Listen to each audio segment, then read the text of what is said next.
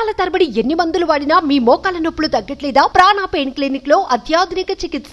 ఏపీలో మానవ వనరులు, ఐటీ, ఎలక్ట్రానిక్స్ మంత్రిగా నారా లోకేష్ సోమవారం బాధ్యతలు చేపట్టారు. మంత్రిగా, ఎమ్మెల్యేగా ప్రమాణ స్వీకారం చేసినా ఇంతవరకు లోకేష్ బాధ్యతలు చేపట్టలేదు.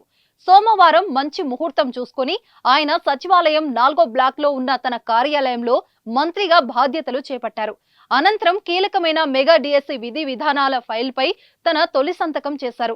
మెగా డిఎస్సి కింద 16,347 పోస్టుల భర్తీకి ఆమోదం తెలుపుతూ సీఎం చంద్రబాబు సంతకం చేసిన విషయం తెలిసిందే.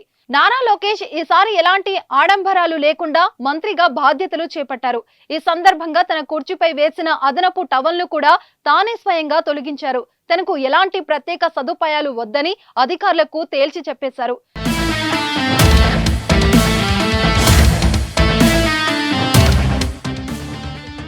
వేద పండితుల మంత్రోచ్చరణాల నడుమన సచివాలయంలోకి అడుగుపెట్టిన లోకేష్ 4వ block first floor room number 208 లో బాధ్యతలు చేపట్టారు.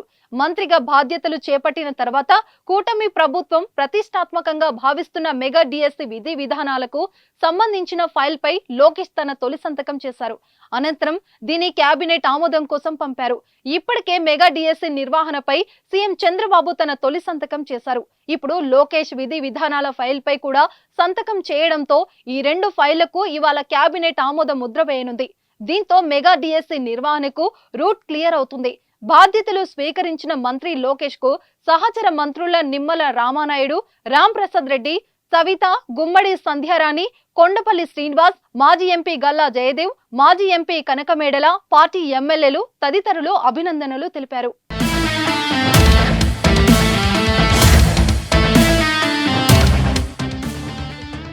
సుమన్ టీవీలో మీ పర్సనల్ అండ్ బిజినెస్ ప్రమోషన్స్ కోసం కింది నెంబర్కి కాంటాక్ట్ చేయండి.